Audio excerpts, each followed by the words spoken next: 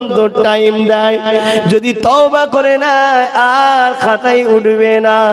খেয়াল করে দেখুন, এত পাপ আমার তোমার জীবনে আছে, হয়তো তোমাদের নাও থাকতে পারে, আমার রয়েছে।